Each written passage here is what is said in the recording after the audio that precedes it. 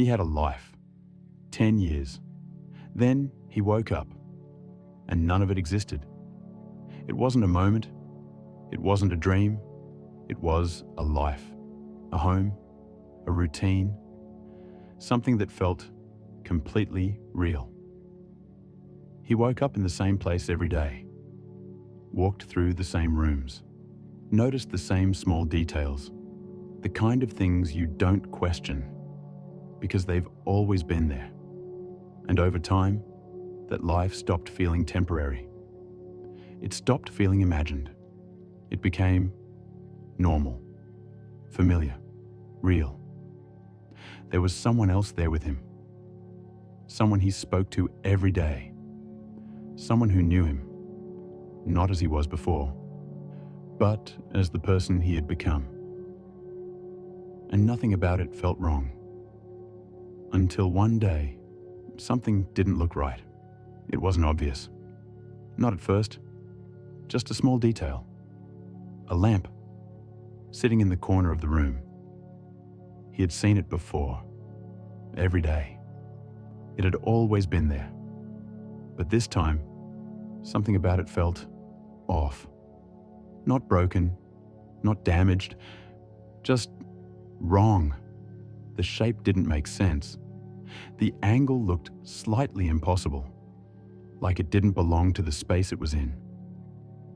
At first, he ignored it, because everything else still made sense. Everything else felt real. But the more he looked at it, the harder it became to ignore. And eventually, he couldn't stop looking at it. He tried to ignore it, because everything else still made sense. His mornings were always the same. He woke up at the same time, walked into the kitchen, made coffee without thinking. It wasn't something he planned. It just happened. The kind of routine you build after doing the same thing for years. Everything felt automatic, comfortable, like it had always been that way. There was someone else there. She was already awake most mornings, sometimes sitting at the table, sometimes moving quietly through the room. Nothing about it felt unusual, just presence, familiar, expected. They spoke the way people do, after spending years together. Not about anything important, just small things, fragments of a shared life. Things that don't need explanation, because they've already been lived. And that's what made it feel real. Not the big moments, the small ones, the repetition, the details that stayed the same. Day after day, year after year, until there was no reason to question any of it. Until one detail stood out. The lamp, it had always been there, in the same place, unmoved, unchanged. And yet, every time he looked at it, something felt slightly different. Not enough to explain, not enough to describe, just enough to notice. At first, it didn't matter, because everything else still aligned. His work, his home, the person sitting across from him, all of it felt consistent, until small things started to slip. A conversation from the day before felt less certain, not gone, just harder to hold on to. A detail from the previous week didn't feel as clear, like it belonged to a memory that wasn't fully his. Nothing disappeared. Nothing obviously changed, but something about it felt less stable, less real. He tried to ignore that too. Focus on what he could trust, what stayed the same. And every time, that led him back to the same place. The lamp, still there, still unchanged, and somehow more real than everything else around it. He started noticing it more often. At first, it was just a glance, something at the edge of his vision, easy to ignore, easy to dismiss. But over time, that changed. It became harder not to look. He would walk into the room, and before anything else, his eyes would find it. The lamp, always in the same place, always the same shape, always there. It didn't move. It didn't flicker. It didn't change in any obvious way. And yet, every time he looked at it, it felt different. Not visually, not in a way he could explain. Something deeper than that. Something about the way it existed. It didn't make sense. At first, he tried to rationalize it, told himself it was nothing. Just a passing thought. A small inconsistency. That didn't matter. But it didn't go away. It stayed. And it grew. He tried to ignore it. Look past it. Focus on everything else in the room. The walls, the furniture, the light coming through the window. Everything else still looked normal, still felt real, until he looked back, and that feeling returned. Stronger, more persistent, harder to ignore. So he started testing it. Without thinking about it at first, just small things. He would enter the room and deliberately avoid looking at the lamp. Focus on everything else. Try to ground himself in the environment. And for a moment, it worked. Everything felt stable. Everything felt consistent. Then he looked at it, and something shifted. Not in the room, in him. The space around him lost something.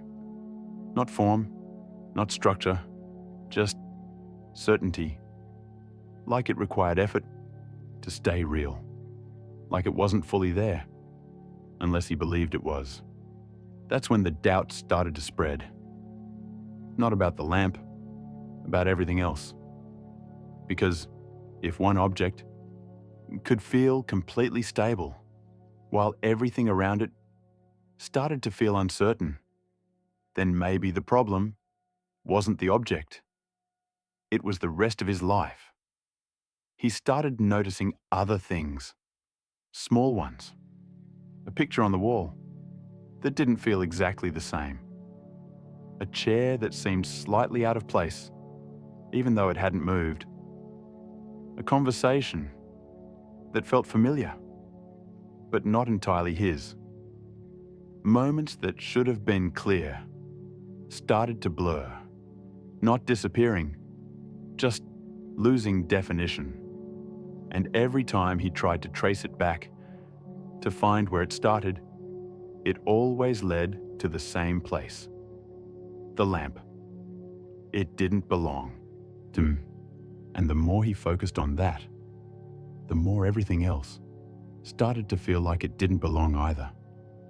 He tried to stop, tried to return to routine, to normal, but it was already too late.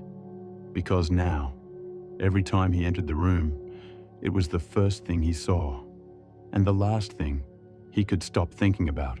At some point, he stopped trying to explain it, because explanations didn't hold anymore. They worked for a moment, then they fell apart.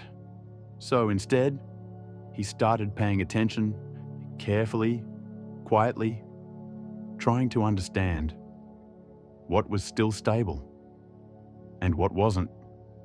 The lamp never changed. Not once. No matter how long he looked at it, no matter how many times he came back to it. It stayed exactly the same. Perfectly clear. Perfectly defined. Everything else didn't. At first, the differences were small, almost impossible to prove. A room that felt slightly different when he walked back into it. Not rearranged, not altered, just not identical. Like something had been recreated instead of remembered. He started noticing it in conversations. Words that should have followed naturally felt slightly off. Not wrong, just not exactly what he expected. Even time itself began to feel inconsistent. Not faster, not slower, just unreliable. Moments didn't connect the way they used to. They didn't flow, they didn't settle, they just happened. And then they were gone, without weight, without continuity. And through all of it, the lamp remained unchanged. It became the only thing he could trust. The only thing that didn't shift, didn't blur, didn't lose definition. So he focused on it, longer each time, trying to understand why it was different, why it felt more real than everything else around it. And the more he focused, the worse everything became. The edges of the room softened. Details started to fade, not disappearing, just losing clarity, like something being rendered, but never fully loading. That's when something changed. Not in the room, in the way he understood it, because for the first time, he stopped questioning the lamp and started questioning everything else. And because if one object could stay perfectly stable while everything around it became less consistent, then maybe the problem wasn't what he was looking at. It was everything around it. The room, the life, the people, the years he had spent there. All of it depended on one assumption, that it was real. And for the first time, that assumption didn't feel solid anymore. He looked around the room, trying to find something else that felt as certain, as fixed, as the lamp, and he couldn't, because everything else felt like it was holding together, just enough to appear real, until you looked too closely, and once you noticed that, there was no way to stop seeing it. He tried to hold on to it, the routine, the structure, the life he had built over the years, because if that was real, then everything still made sense. So he stopped looking at the lamp, avoided it, ignored that corner of the room completely, focused on everything else, the conversations, the daily patterns, the small details that had always grounded him. And for a moment, it worked. The world felt stable again, familiar, almost convincing, until something slipped. Not dramatically, not all at once, just enough to break the illusion. He was in the same room, same position, same time of day, and something felt missing. Not gone, just not there in the way it should have been. He looked around, trying to understand what had changed. The walls were the same. The furniture was the same. Nothing had moved. But the feeling wasn't. That's when it happened. A memory, not a new one, an old one. Something that should have been clear. Something he had lived through, again and again, and yet it didn't feel stable, like it didn't fully belong to him. He tried to hold on to it, to replay it, to confirm that it was real. But the more he focused, the more it slipped. Not disappearing, just losing weight, losing certainty, until it became something else, an idea, a possibility, not a memory. And that's when everything collapsed. Not the room, not the space around him. Him. The version of himself that had lived there. The one with the routine. The one with the memories. The one who had spent 10 years building a life that felt completely real. All of it started to break apart. Not violently, not suddenly, but in a way that left no doubt. It had never been stable to begin with. The room didn't disappear. It didn't fade. It just stopped making sense. And then he woke up. Not slowly, not gradually, instantly. A different place, a different moment, a different body. The life he had just lived, gone. Not ended, not lost, just not there. No trace of it, no evidence, no way to prove it had ever existed, except for one thing, the memory, 10 years. Still there, still clear, still real. And that was the problem. Because if it wasn't real, then why did it feel more real than everything else? He didn't move at first, because nothing felt familiar. The room he woke up in wasn't the one he had just left. The walls were different. The space felt smaller, quieter, like stepping into a place that had always been there, but never mattered. For a moment, he thought it would come back, that the life he had just lived would reconnect somehow, that it wasn't over, just interrupted. But it didn't.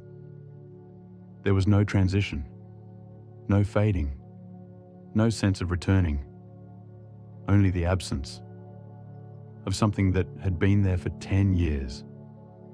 And the longer he stayed awake, the more that absence became impossible to ignore, because everything around him felt less real than what he had lost. The routine, gone. The person he spoke to every day, gone. The details he remembered without trying, gone. Not slowly, not partially, completely. And yet, none of it felt like a dream. There was no distortion, no moment where it broke. It had been stable, coherent, continuous, exactly like a real life should be, which meant one thing. If it wasn't real, then whatever he had just woken up to might not be either. That thought didn't hit all at once. It settled in, slowly, quietly. But once it was there, it didn't leave, because now he had something to compare against. Two versions of reality, one that lasted 10 years and one that started just moments ago. And the difference between them wasn't clarity. It was certainty.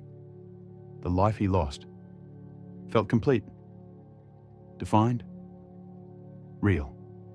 The one he was in now felt unfinished, unstable, like something still forming, still uncertain. And that's when he noticed something else. The details. Small ones. Things most people wouldn't question. A shape that didn't feel quite right. An object that didn't seem to belong exactly where it was. Not obvious. Not wrong in a way he could explain. Just slightly off. He tried to ignore it, because he knew where that led. But the feeling was the same quiet tension, the same subtle inconsistency.